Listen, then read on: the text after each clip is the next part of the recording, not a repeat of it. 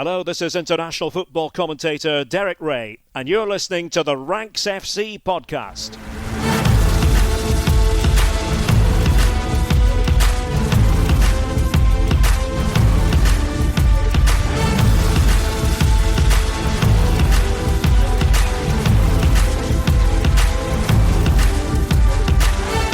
Hello, Rank Squad, and welcome to Ranks FC. It's your favourite intercontinental football podcast. We are in the thick of the World Cup. 2 rounds of group games done and 1 to go. We're going to do something slightly different today. Obviously, we did kind of reviewing the first round of games in our episode last week. What we're going to do today is talk a little bit about some of the rises and fallers in terms of stock from those second round, but it all comes up so fast now. 6 games a day for the next few days means that effectively these are going to change so quickly. We thought we'd do something that has a little bit more of a shelf life. So we're going to talk about some players who might have stood out, what their transfer situations might be, and whether there might be some interest in those players across the course of the summer, combining the World Cup with some of the bits and bobs that Mr. Dean Jones knows. My name is Jack Collins, and I am joined by Mr. Dean Jones. How you doing, mate? Hello, mate. I'm hot. Obviously, most people know, but I'm over in England at the moment, and suffering through this heat wave that's ongoing, which is almost 100 degrees Fahrenheit today.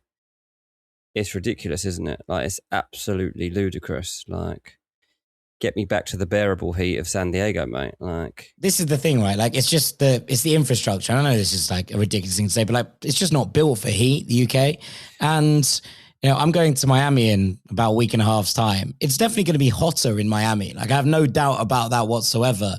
But I also know that that city is built to deal with the heat, and that there will be air conditioning in buildings, and that it's not going to be just completely unbearable all of the time. And I can't wait. I'm the first person going to Miami in the middle of the summer to get a bit cooler, I think. Yeah, it actually is hotter here at the moment than Miami, mate, by about 10 degrees Fahrenheit. But I take your point. The humidity is obviously going to be as insane. And that's the thing that kills me, humidity. We don't have that in San Diego.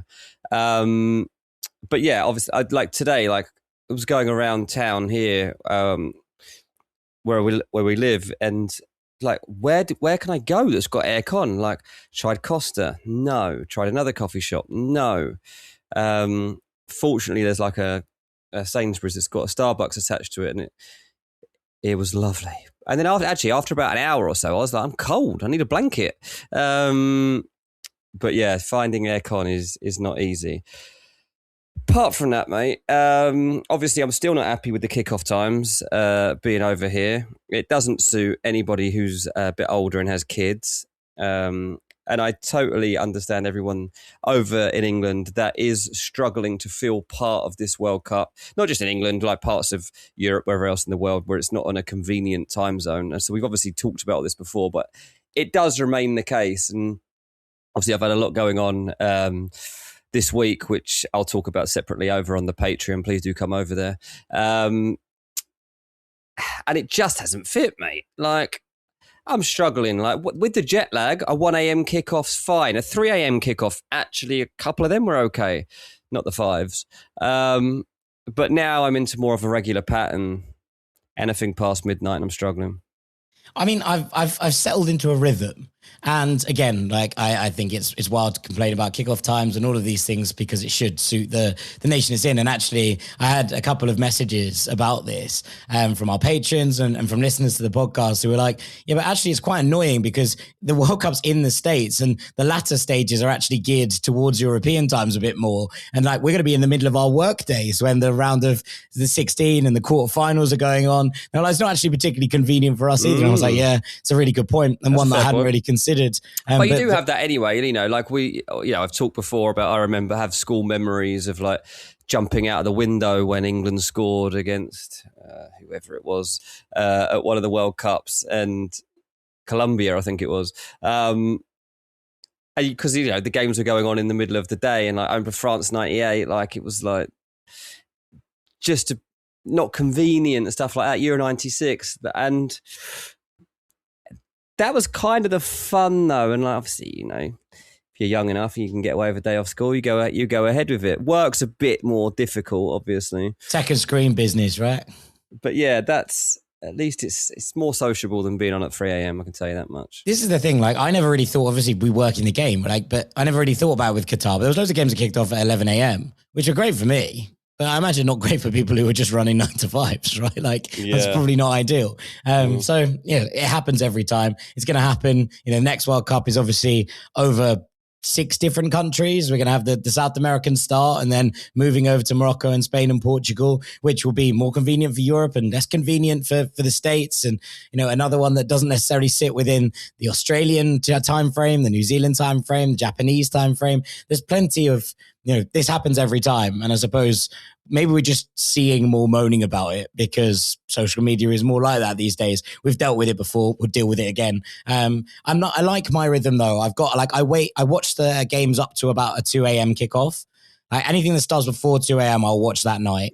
And if there's 2 a.m.s or 5 a.m.s or 3 a.m.s, they're the ones I record for the next morning. I wake up and the first thing I do is I watch those ones. So yeah, it's working. I found my rhythm, which is something. And look, it takes us on to part 1 of this podcast where we are going to talk about rise and fallers. Last week, we talked about teams with questions to answer. We talked about the teams that had impressed us.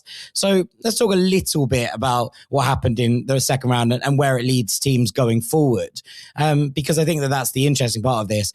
I have England top of not top, but like bottom of the falling rankings. They are in there because they did so well in that first game. And then the second game, I think, was a kind of story of, okay, how is it you stop this team with such incredible attacking threat? Well, you set up like Ghana do. The reason England are not higher in this, I think, is because it feels a little bit Spain, Portugal in reverse. And I also don't know how many times England are going to come up against this again.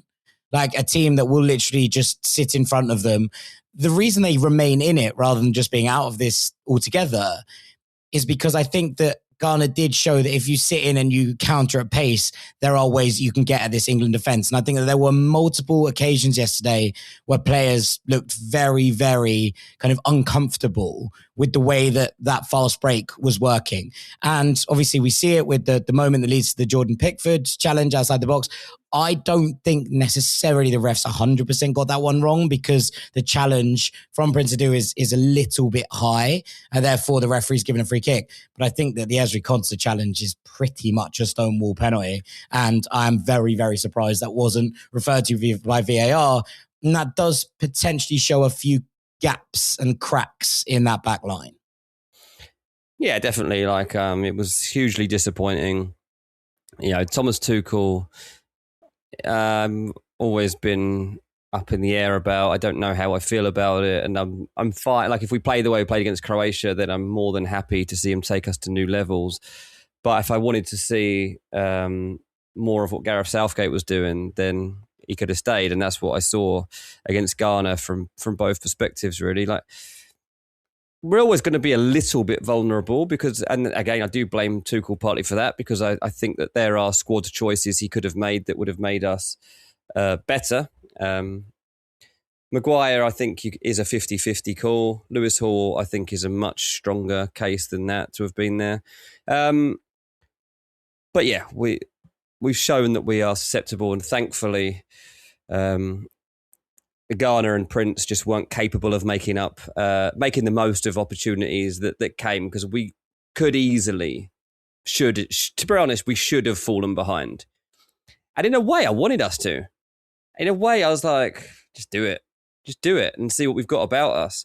In the end, it just turned into a turgid draw that is just frustrating. I mean, the most annoying thing really about it is when I was predicting how this tournament would go for England, I was like, we'll draw with Croatia, we'll beat Ghana 1-0, and then we'll beat Panama 3 or 4-0, and then that'll be that.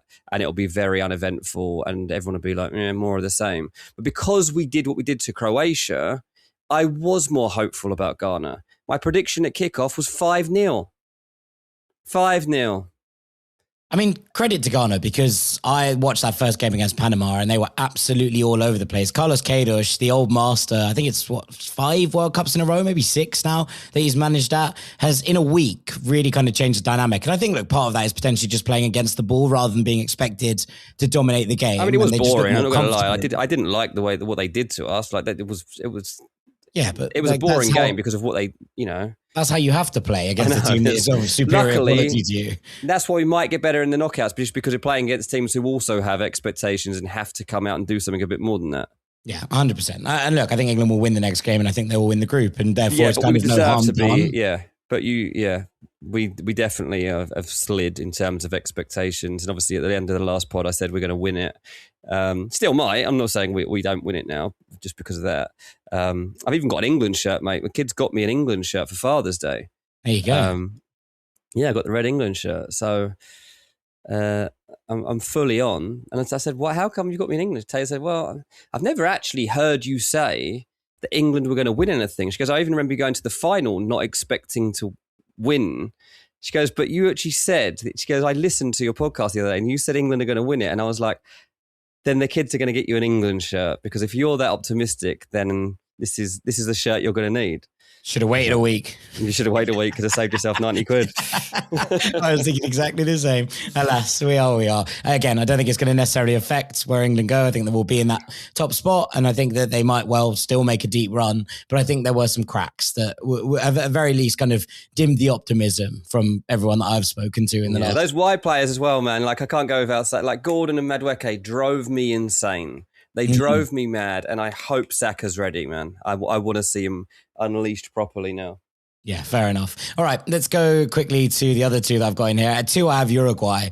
The reason they're not top is because my expectations for Uruguay weren't that high, but equally, I still thought that they would probably come second in this group. And now I think that they will not come second in this group. Now, look, shouts out to Cape Verde, who put together another very, very impressive performance against them. And now we'll go into that final game against Saudi Arabia, believing fundamentally that they can win that game and go through here. So they deserve immense credit. We spoke about them obviously a little bit last week. We spoke about them on the Patreon as well. They're an incredible story. They're an incredibly well put together unit, and they play some really, really fun football as well. But Uruguay, I think from the point where you go 2-1 up in this game, there's not many people expecting Uruguay to go and drop it from there, right? And there have been some standout performers who we'll talk about a little bit later. But this, I think, was chaotic and ultimately not what you're expecting from a side under Marcelo Bielsa. I thought that they lacked a real intensity, which is kind of the hallmark of a Bielsa side. They're really lacking X factor in the final third to try and make things happen. And it does just feel like they're very, very one-dimensional. Now, look, that's a kind of point that I will make about the team who are number one in this as well. But I think that Uruguay would have come into this with a little bit of trepidation, considering that at the end of a kind of boom and bust Bielsa cycle. But equally, they would have still felt that they would have been comfortable getting out of this group. And now, not just in terms of, them sitting there on 2 points, but also they have to go and get something off Spain if they are going to qualify. They probably have to beat Spain, if they're going to get through here. That is a very, very big ask. And I think when you're kind of looking at where they have been and the performances they've put in so far at this World Cup, there's not much to suggest that they're going to be able to go and do that. No, not at all. We knew that they would be a weird team, and half the fun of watching Uruguay is you don't know what you're going to get, and it'll be partly brilliant, it'll be partly rubbish, and that's exactly what we've got. Bielsa is going to take some serious stick if they are eliminated at this stage, which they probably are going to be. Bielsa's going to go after this World Cup, whatever happens, but it's like, the thing is, and you won't like this, and Sam won't like this, is people are going to go after him. Because it's already started. If you only have to be on social media for 10 minutes before you start getting to some takes that are being like, what's Bielsa actually done? That we're at that we have seen it. I've listened to it this week, and I've seen fans of a couple of clubs he's been at hitting back at it. But from a broader perspective, people are starting to be like, yeah, this bloke was never really that good. He was just a bit quirky. And he's going to have to answer that in a very strong way by going and getting a result against Spain. Maybe he's capable of it, but the way that they failed to win this latest game was a bit ridiculous. Like, seeing them turn it around, I actually turned the game off mainly because it was late. But once they'd gone ahead in that game, I was like, that's a shame, because it was a good battle. But they're going to get that done. I woke up the next morning and see they didn't win, and I was like, oh my God, How have they managed that? So, yes, chaotic. Yes, disappointing. But no, not unexpected. This has actually happened to this team. Yeah, I mean, look, to a degree, and look, people are always going to make arguments about Bielsa. I think his kind of empowerment and the way that his managerial tree has expanded into other people is as influential as almost anyone on the planet. And look, when you look at the clubs that he's taken to different places and nations as well, it's not like he's gone out and managed top sides in their respective teams. You know, apart from Argentina for that 6-year spell from sort of 98 to 2004, there's not loads of clubs here you'd be like, oh yeah, they should be in and around winning the league. Now, obviously, he had a great time at Newell's Old Boys where he won 2 titles with them.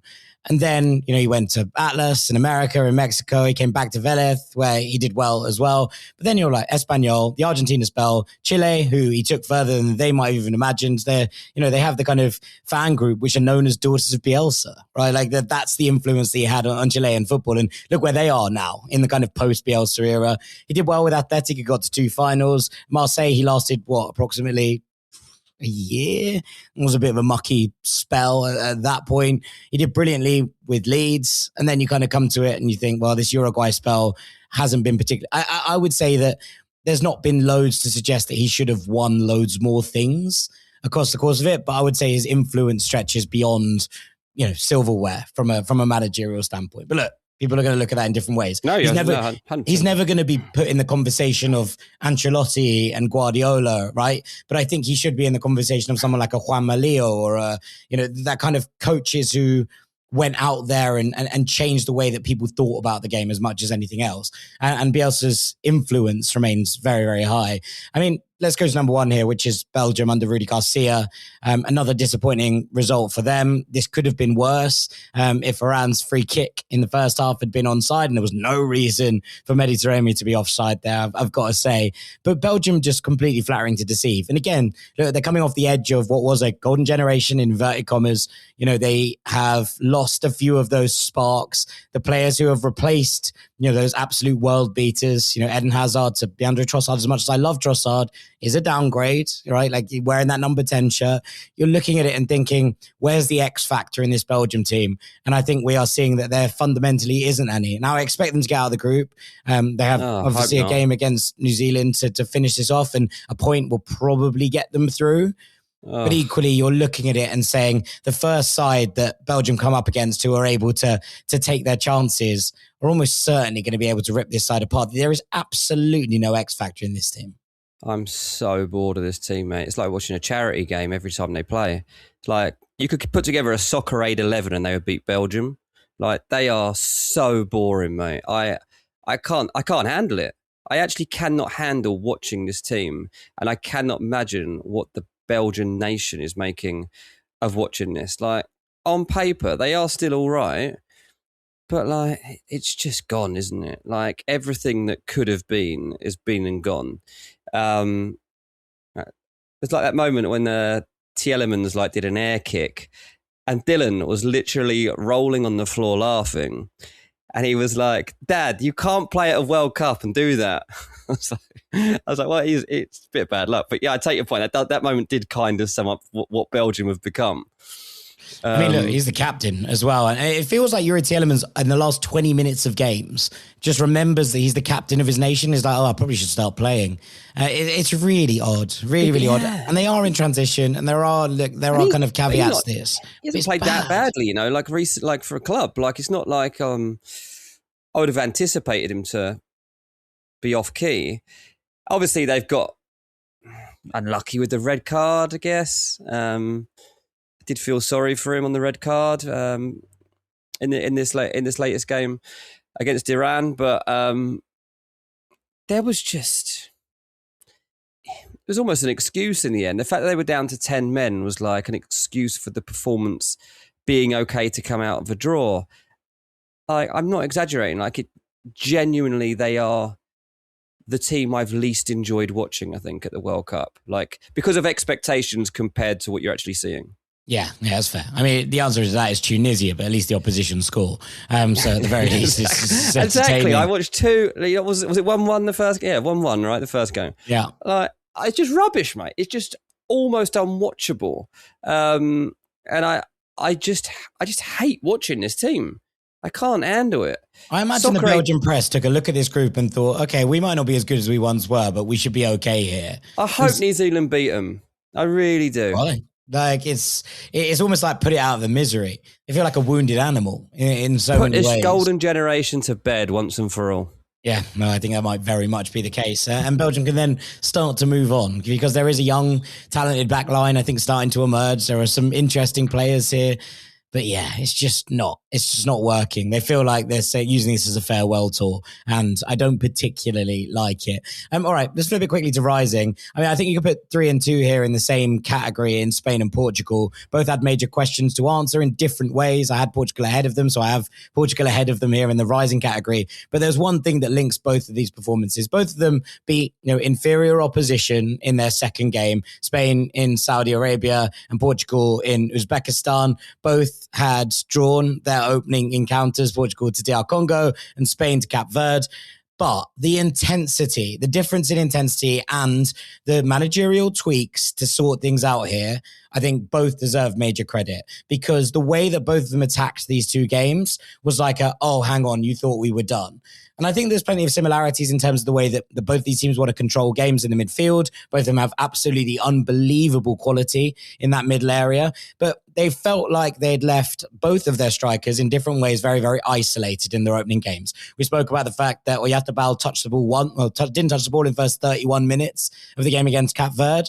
And there were serious question marks about how you get the best out of Cristiano Ronaldo with the team as it was. And I thought that both De La Fuente and Roberto Martinez did very well to get bodies in and around their strikers. De La Fuente moved Pedri backwards, put Olmo in there, and he effectively played off the shoulder, which gave Oyarzabal more spaces to run into, and they found him more regularly. It helps when Lamine Yamal comes back into the team, plays for 45 minutes, and effectively drags 3 players to him in every sense. But for Portugal, I thought he was even smarter because Joao Felix started on the left-hand side and effectively just drifted into the middle. We know that he's had that combination with Cristiano over the course of the season in the SPL. And on the other side, Pedro Neto switches over and he's driving inwards. It meant both of the fullbacks got really high. It meant that there were bodies in the box. When Cristiano scores his first goal, there are five Portugal players in the Uzbekistan box. And look, both of their opponents here tried to play out a little bit more than they did in their opponents in the first games. But equally, you still can only beat what's in front of you to answer some questions. And I thought that the little tweaks that both of them did in order to kind of sort things out, we talked about having players around Cristiano, right? But getting bodies into the box. So if you are going to swing the ball in there, it's not one man isolated against 3 centre-backs. And suddenly, you've got a very different game. Suddenly you have Bruno bursting through the middle of the pitch. Suddenly Cancelo is really high on one side and Nuno Mendes is really high on the other side. And then you have a team that looks like it is functioning as a whole. And I thought both of these sides in Spain and Portugal both looked far more like cohesive units in their second games after having questions to answer in their first.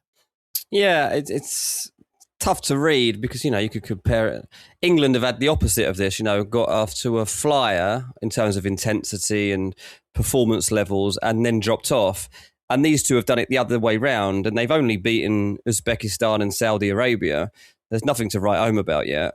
But because it happened in the second game, you got momentum going into your last group game and into the knockouts, whereas England had the opposite. So that's why they sit, falling rather than rising. So difficult to judge what it actually means. And, Spain beating a team ranked 61 in the world 4-0, tell me something I didn't know.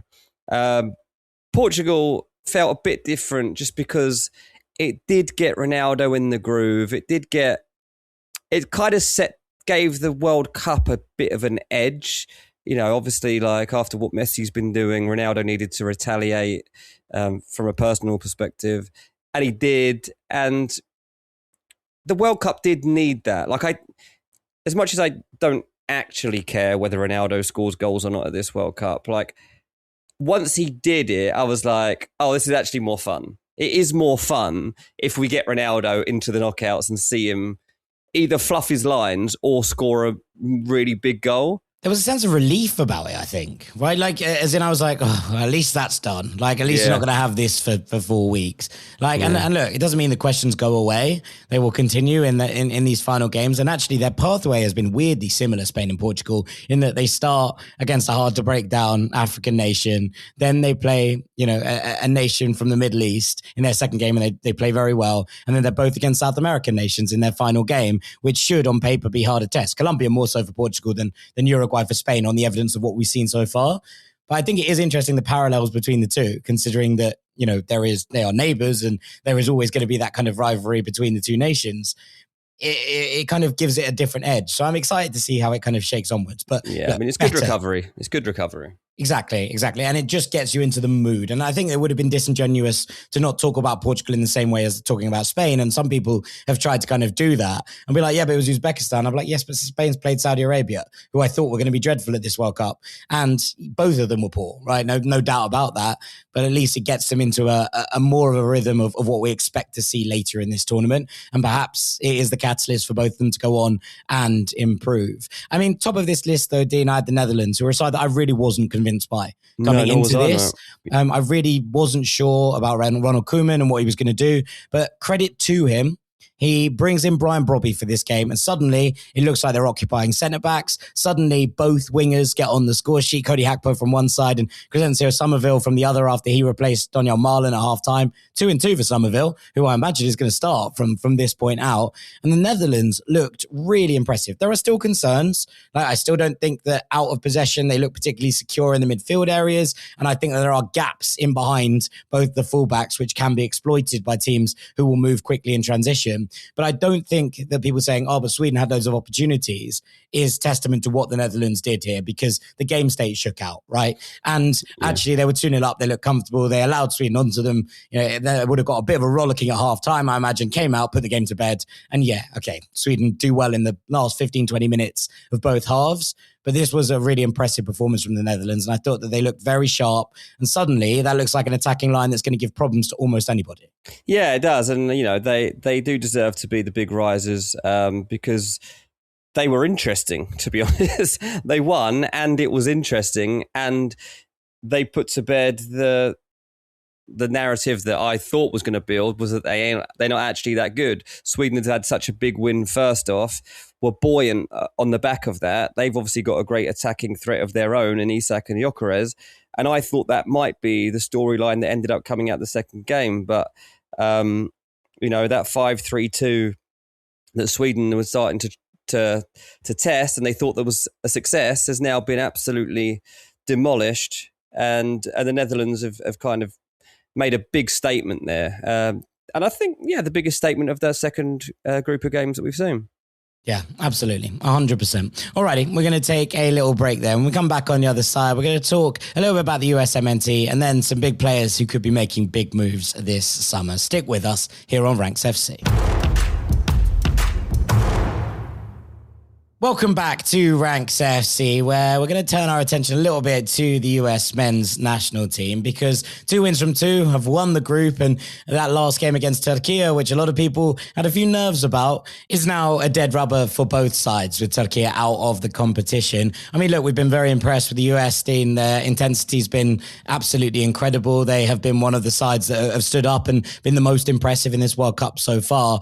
We've kind of done that to death to a degree, right? So I'm not going to go into it, and I think it's going to be interesting to see how Pochettino goes about his business in this last game. Do they go for momentum? Do they rest the players on yellow cards? Does Pulisic get 20 minutes and no more? How they deal with that? That's a headache for Pochettino, but a headache he would have killed to have at the start of the tournament. So I'm not sure that this game against Turkey matters all that much. But I do think it's interesting that there is a few players in this US side who are being touted with potential moves this summer. Flo Balogun kind of leading that pack, but I think that there will be interest in someone like an Alex Freeman, who obviously moved to Villarreal, but seems to have all the qualities to potentially play in a more physically dominant league as well. And even Christian Pulisic, who is at Milan, but there is a lot of things up in the air at Milan. And I wonder if a good kind of World Cup here might increase his stock and increase his desirability to some of the other nations and the other leagues around Europe in particular. There's plenty to think about, but I think that those three are the headline names. Yeah, I mean, the stock is riding for all three. I mean, Freeman, obviously a bit more of an unknown quantity in a global context, but he's making a big case for himself in that team. Balogun and Pulisic are the headline act.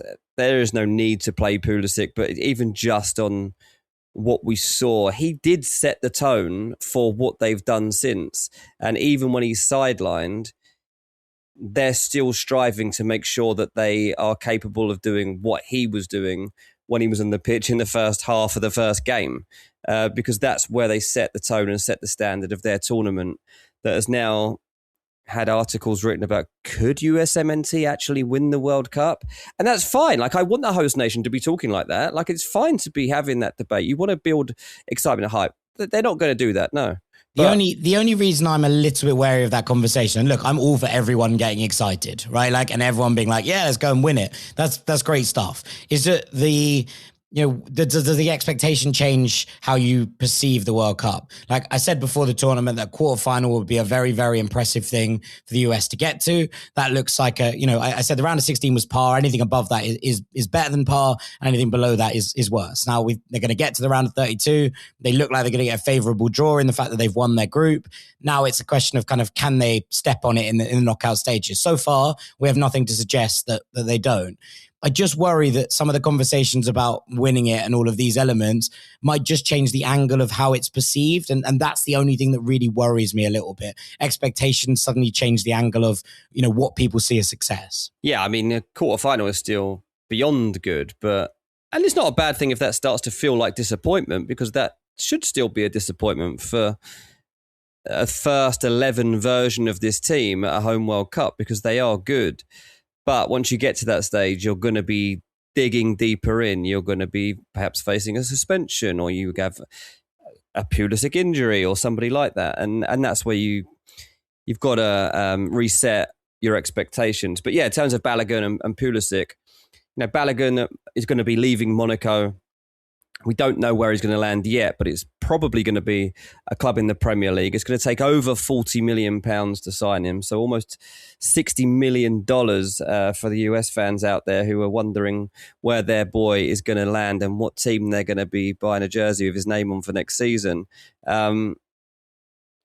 He's looked good, mate. He has, he's certainly given this team something they feared they were going to be missing, and they've got it. And in fact, they've got a few options up there, which they've got the backup options. They just didn't know if they had the main man, and they have got a main man in Balogun. And the fact he's got a bit of confidence also is very handy. So I think Balogun gets to transfer at that sort of price range, actually no problem. And Pulisic is a bit of a wild card option. Obviously at AC Milan, he's got a new manager. Ruben Amorim has got the job there. We'll see. What does his personality fit with Ruben Amorim? I don't know. Pulisic was actually linked with Man United, not that far in the past, but never ended up being a United player, and so Amorim hasn't dealt with him in that sense. But it's a tough one. I actually want to see Pulisic stay at AC Milan, because I want him to be a success at AC Milan and for that to fully be considered, like, because I think he's done fine there, but obviously it's been in fits and starts. And I just want this to continue. Does he need a manager who's going to play with wingers? Now, I know he's playing as a nominal 10 here, in that kind of system. But equally, I do think that his kind of strength is drifting out to that left-hand side, attacking from, kind of the wide areas into the corner of the box. It was one of the reasons that last year was such a struggle, was because Allegri continued to play him, through the middle of the park. I do wonder if Amorim's system might just nullify him a little bit if he's not given that ability to combine with his wing back and get into those spaces. Equally, if they build it, he does look like a player that could effectively continue to be a key part of this Milan side. Yeah. Look, he got 8 goals and 6 assists last season, and he'll want double figures on both of those next season. And when you see the way he played in that opening World Cup game, it's a player that can definitely do that. It wouldn't surprise me if somebody does come in for him this summer, but let's see what Pulisic's capable of. Obviously, he is on his return now to full fitness. I doubt we'll see much, if any, of him in this third game because there's no need. Maybe he gets a 20-minute or so cameo just to give a run out minutes to the in the legs. toes. Yeah, exactly. But his stock is rising still, despite the fact it all came like almost 2 weeks ago. I'm intrigued by what happens with Alex Freeman. Obviously he made that move in January to Villarreal. Since then, it's sort of been a little bit in and out. He struggled to get minutes right at the start. He gave 3 starts kind of in 4 games just as we got into sort of April, May. And then he ended the campaign back on the bench. I think his stock has gone up in this World Cup, that ability to sort of tuck inside, but also to stretch and be that kind of athletic figure. I'd imagine there are clubs looking at him, especially because the fee to Villarreal wasn't too high, that they might actually look at it and be like, oh, you know what, if we can flip a quick profit on that, then that is something that we might be interested in doing. But I'm quite intrigued because I think that he has all the physical capabilities to be a very, very good right back in a Premier League capacity. Yeah. Yeah, and obviously at the Athletic, I work closely with the guys that cover that team, and he's grown on them massively for that role. I remember when it was first mooted, there was a bit of skepticism about it, but I think we're in a good spot now with that one. Yeah, 100%. 100%. Alrighty, should we flip onwards from the US and go to a couple of players who made a big move? Last week, we talked about 2 of these as being standout players, but there are movements in the market on 2 of them. So let's start with Ayoub Bouadi. Dean, he obviously had an incredible first game against Brazil. He was very good against Scotland as well. He is someone who I thought might be on for a big move next summer, but this World Cup has effectively just transported him to, okay, someone's going to have to do this summer because he's not going to be on the market next summer if you wait for him. What are you hearing? What are you thinking about Ayoub Bouadi? Mate, talk about a World Cup platform, making sure that you are well primed for a big move. I mean, he was in the minds of big clubs anyway, but like now you are literally looking at Arsenal, Liverpool, PSG, Real Madrid in the frame to try and sign this lad from Lille. And obviously Lille more than happy that if he is going to leave them, that this is the stage on which it's happening because they're going to get top dollar for him and make sure that they get a fee, which, those clubs I've mentioned were hoping it would be close or maybe no more than £50 million. And now you're looking at it getting to £60 million upwards because of the type of competition you're going to face to sign him. 18 years old, to show the confidence, the composure that he's managing to show, whatever stage he's on, whether it's a domestic game or now an international game, just goes to show that he's just completely unfazed by anything you put in front of him. Obviously, there'll be the feeling that maybe he should stay in France for now because leaving French football is a much bigger step. Joining PSG is obviously not easy because of the type of competition he's got to even get onto the pitch in the first place. But at least the transition into the team, once he's in it, is easier than going to those other 3 that I've mentioned if they were to be his landing spot. But yeah, I mean, it doesn't. There's always somebody, mate. Is kind of like, yeah, he's not the same type of player as James Rodriguez, but it's like there's always that player, that moment, and his moment came in that first game with just an unbelievable first performance that captured everyone's attention.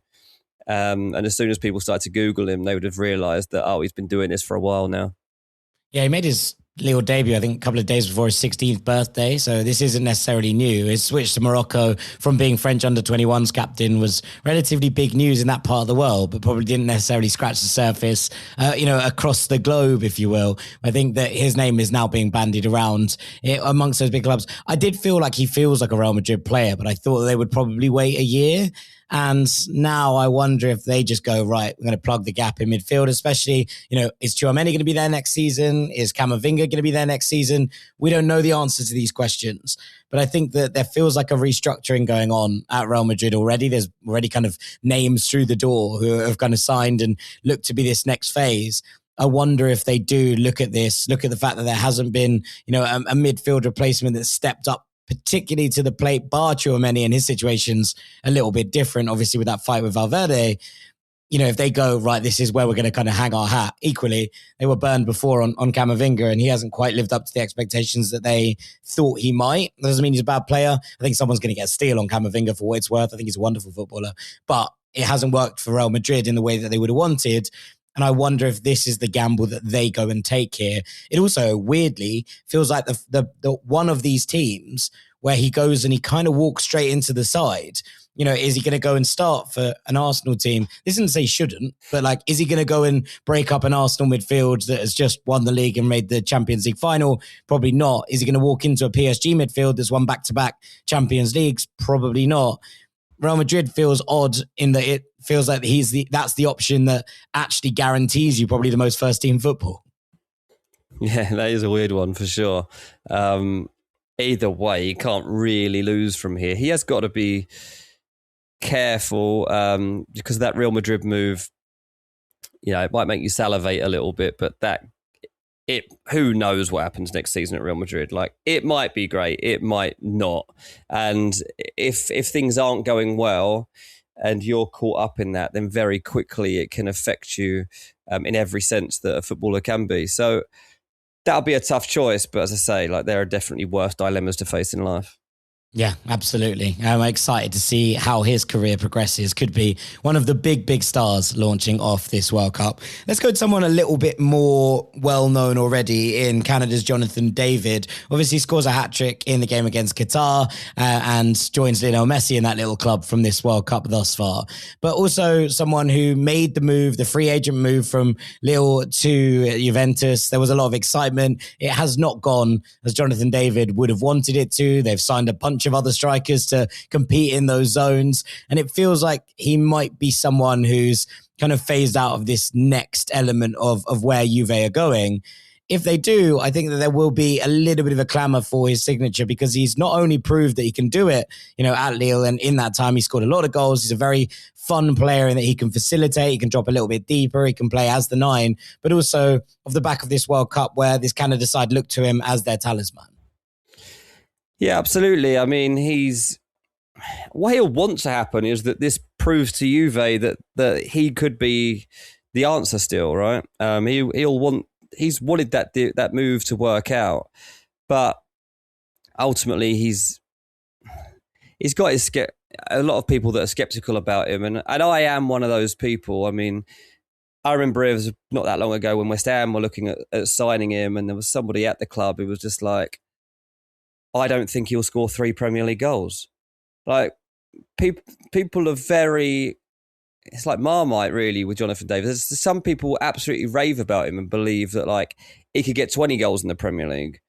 And some people look at him and don't think he can get 5. So, and I see that in his performances. I see every time I understand both sides of that argument, and I genuinely don't know what would happen if he, say, ended up joining Tottenham, for example. So yeah, I'm glad he's having a moment here, and I hope it's good for his confidence because clearly, as a striker, a confidence position, it can elevate you very quickly. And this could be an exciting one because we have been waiting for him to bang again somewhere else for a little while now. Yeah, I mean, look, it did feel like Juve wanted to kind of part ways with him before then. He's basically said he wants to stay and he wants to fight for his place.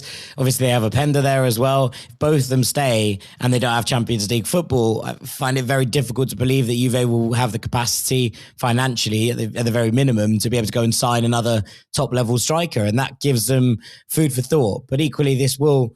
and at the very least put a couple of people on notice that if he wanted to move away, that there might be something to kind of dig into there. And bear in mind that any fee whatsoever would be profit for Juventus because they signed him on that free transfer. I mean, we left him to last here. We talked about him last week. Yan Diomande, an incredible first performance that really did kind of set the world on notice against Ecuador. I thought that he was a bit more hot and cold in his preferred left-hand side position against Germany, although he was still absolutely crucial in the Cote d'Ivoire goal.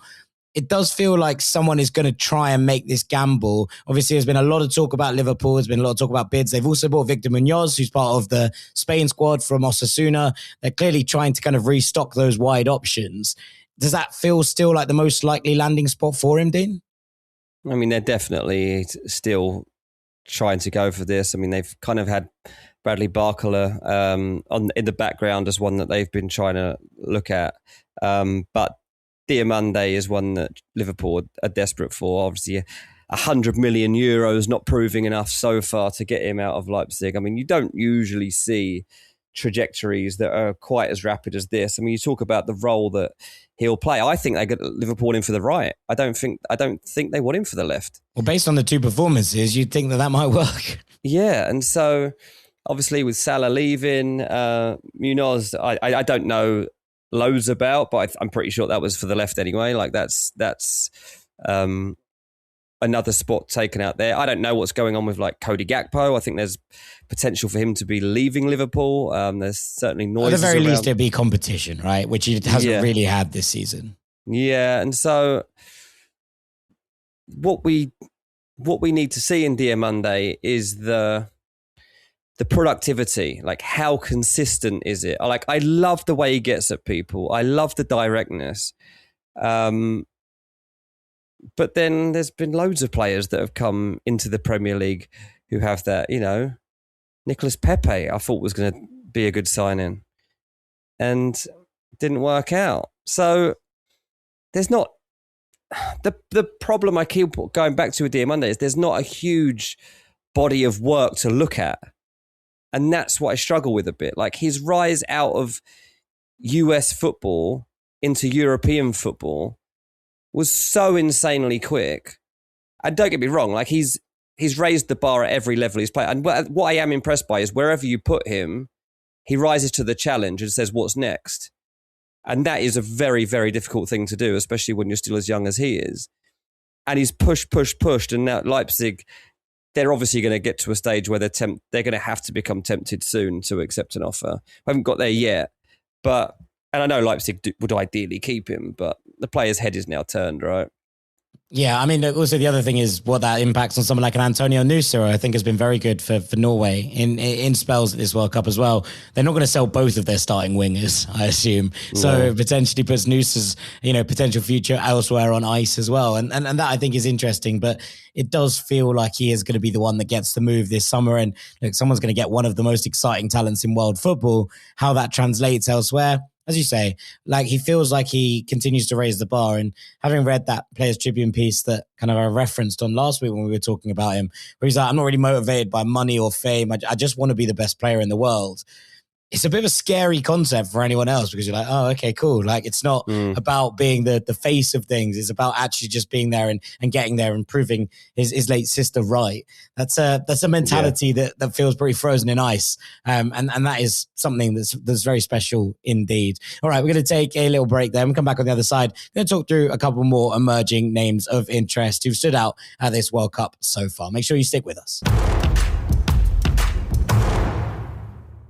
Welcome back to Ranks FC, our third and final part. We're just going to talk through a couple of other players who have stood out at this World Cup so far and where their situations might be at. And Dean, I want to start with a Premier League player in the form of Dani Munoz from Crystal Palace, who's obviously lit the tournament up for Colombia, has scored 2 goals, a goal in each of their games to help them along to a winning start. And I think that Munoz is someone that a lot of people have admired for a while, pretty much since he came into the Premier League with Crystal Palace.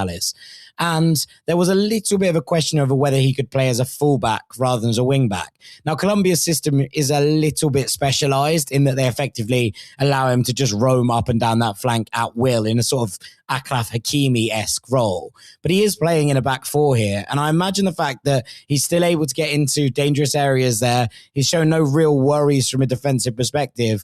If someone might look at this Palace side and say, okay, new manager, potentially occasionally need to make a sale, don't want to lose Wharton this window. If people maybe have a nibble on a Daniel Munoz, not that I think he should necessarily leave for what it's worth, but I think that his stock is continuing to rise. It is, but then it was also, it did falter a little bit across last season. So I don't know if we're just kind of back to where we originally were with him, and I'm not sure. I get the impression, to be honest, Palace might be tempted to set, if somebody was to go in for him, then I think Palace would probably just look to find a younger version of him, to be honest. They're obviously in a state of flux in the sense that everything's changing at Palace, but the intent and the ambition remains strong. And so I think this was proof to anyone that's watching him that he could still be a good signing. But I think for Palace, it might work out well, because I think by the end of last season, they were starting to wonder if those sorts of areas on the pitch is where they need to start finding upgrades. Yeah, that's fair enough. I mean, look, I think he's been absolutely brilliant across most of his time at Palace. I think he's been brilliant at this World Cup. There were a few question marks over whether he leaves a little bit too much space in behind for a team that aren't utilising him as a wing back. But I think that they're kind of blown out of the water by what he brings from an attacking contribution. And we're seeing that again and again, for club and for country. So we'll see. Another one that's been a little bit in the news is Maxi Araujo, who has been Uruguay's best player, who has been the kind of star man for them. He's got 2 goals and an assist of their 3 goals in this competition so far. He's played for Sporting as a left back for much of this campaign, but he's being utilised as a very attack-minded left back. Bielsa clearly sees him as a more forward-thinking player, has played him on the left wing, and he's been very good there. In a poor Uruguay side, he's been the standout player as far as I've been concerned. He was very, very good for Sporting last season. We saw a couple of excellent goals. We saw an incredible work rate up and down that flank. And there was a bit of a rumour before the World Cup that he was someone that the Manchester United might be interested in as they kind of try and move on in their left-back position. I have my concerns about this because I think that in many ways Araujo is quite similar to a Patrick Dorgu in that whilst he is nominally a left-back, you probably want him further up the pitch in order to actually get the best out of him. And if that's how you want to deploy your left-back, I'm not sure that United would need to bring in a player with such similar characteristics to a Dorgu. Yeah, that's fair enough. I think it's pretty clear from conversations I've had that if United sign a left back, then their dream candidate would be Lewis Hall. They'd considered Nathaniel Brown as somebody else that they would like. Patrick Dorgu, I think, will end up as a left-sided attacker for Man United under Carrick. Obviously, we'll still be able to play left back, but I don't think primarily that's where they want him to be playing. So, yeah, it would be kind of surprising. It's not one that I've heard as a prime position for him, but obviously the rumor is out there. The other thing is that he's not going to be cheap, is he? And so that's something else to consider. Man United, while they have got a lot of money they're willing to spend, they do have a limit on position by position what they would actually do and how much trust they could put into the transfer. So that's why a lot of their transfer business, primarily they would prefer to be players that have done it already in the Premier League, just because the transition will be easier. A great player, absolutely no doubt about it. There will be transfer speculation, whether it's Man United or elsewhere. And yes, as you say, done himself no harm at all. Yeah, 100%. A couple more then to kind of rattle through before we go. An honourable mention here, by the way, to Ismail Kone, who obviously broke his leg in that incredibly sad tackle in the game against Qatar. He's had a brilliant season for Sassuolo. He's been key for Canada in the sort of 150 odd minutes or so we saw of him in this World Cup. I thought he was potentially on for a really big transfer this summer, maybe to, a top Italian side to stay in Serie A, but I think there would have been plenty of interest, especially with his history sort of bouncing around in different leagues in Europe so far already in his career. Really, really, really sad for him, because I think that there could have been some really interesting options on the table for Ismail Kone. So thoughts with him at what is obviously a very difficult time, but backing him to bounce back, a really interesting footballer, Ismail Kone. Talking of cool central midfielders, the one that emerged in the Ivory Coast game against Germany was Christ Inau Olai.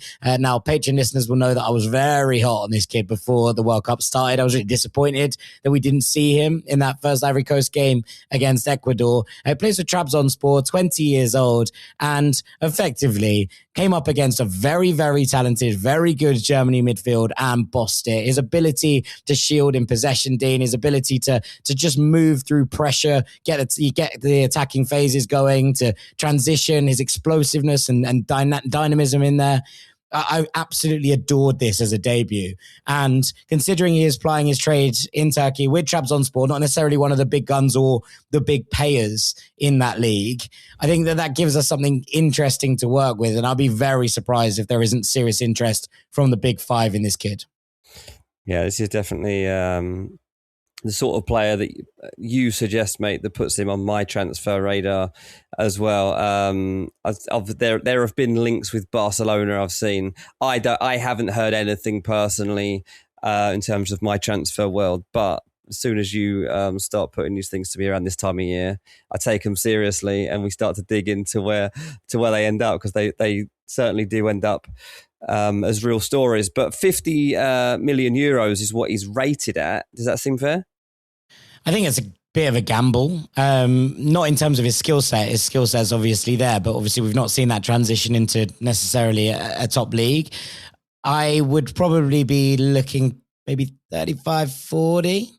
I think you put that offer on the table, I think you might get a little bit of a nibble. So I think it's a good gamble to take. I think he has all of the skills to be an absolutely wonderful footballer for so many years to come. But I think that when we're kind of looking at it right now, there's still a few questions to answer in terms of where he's at and what the trajectory looks like.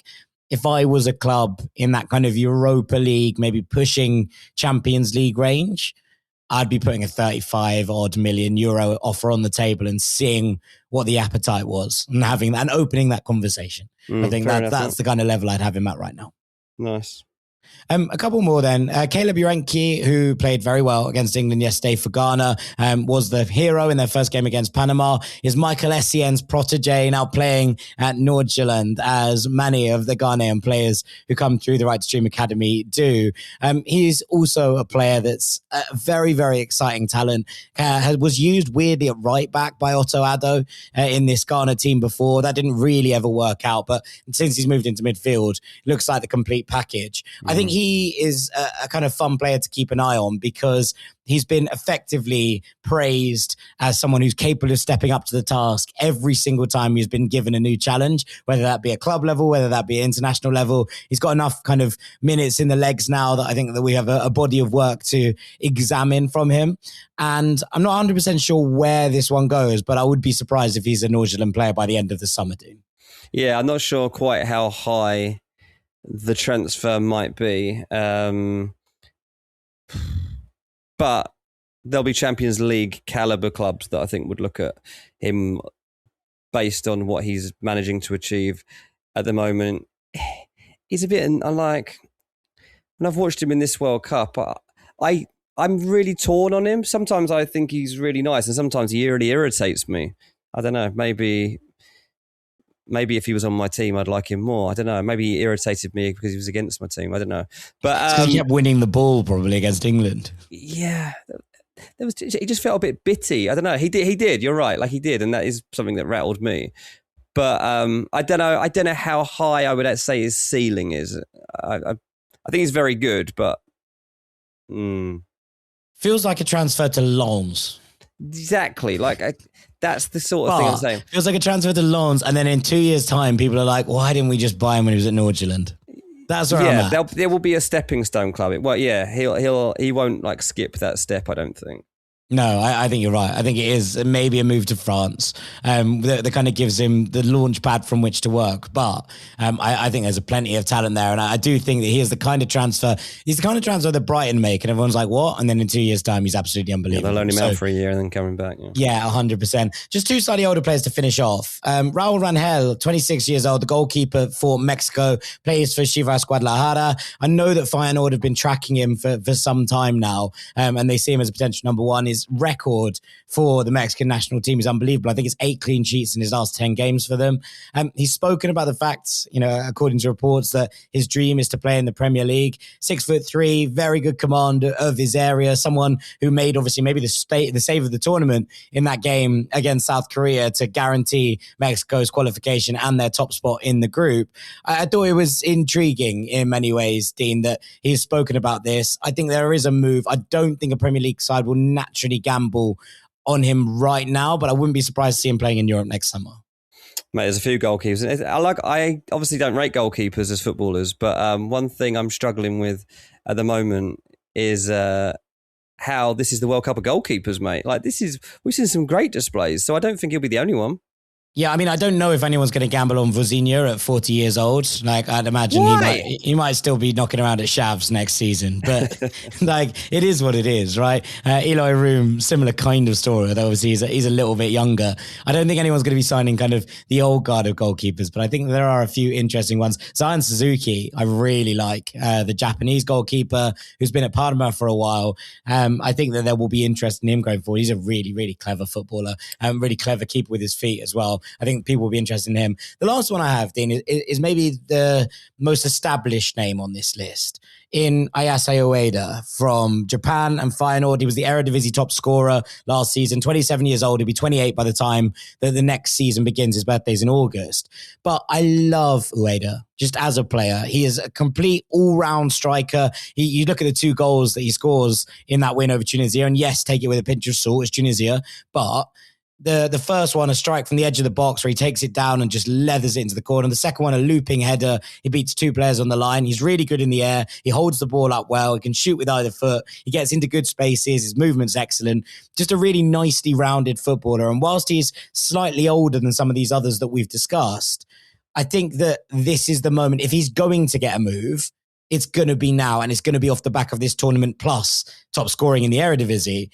And I wonder if a good tournament might be the difference here between, there's often a little bit of reticence to go near the Eredivisie top scorer because you're like, yeah, we've had boom and bust in that, obviously for every Luis Suarez, there's a Mattia Kezman. But I wonder if there is a kind of world here where we look at Ayase Ueda having a good World Cup for the rest of it and then being in demand, maybe not from the top clubs, but I'd imagine with clubs with a little bit of money, maybe in that kind of middle pack. Everton, Brighton, Leeds are the sorts of clubs that you're looking at being linked with him, mate. So I think that even Fulham, at a time when you need a forward, it's. I'm holding out hope that Fulham are going to sign Flo Balogun, but I think it's a forlorn hope. Oh, I'd like that too, mate. I'd love that. And you'd like to think that if we were to have a chance of signing anyone, then some with American links might finally be some benefit to it. But yeah, we'll see. But yeah, that's the sort of clubs being linked with him. And I think that seems about right. Yeah, really nice footballer. I like Ueda a lot. And I think his career path, he's stepped up everywhere he's gone. Might be time. This might be the moment for him to get that step up. And with that, I think we're going to bring this podcast to a close. Football to watch, Jack. More football to watch. We will be back once the group stages are over to maybe kind of put a bit more order into things and see where we have everyone pegged once we have that round of 32. But for the time being, all that's left for me to do is say thank you very much to Mr. Dean Jones. Cheers, mate. I've been Jack Collins. This has been Ranks FC. We hope you've enjoyed this episode as ever. And we'll see you all very shortly, Rank Squad. Take it easy. Peace.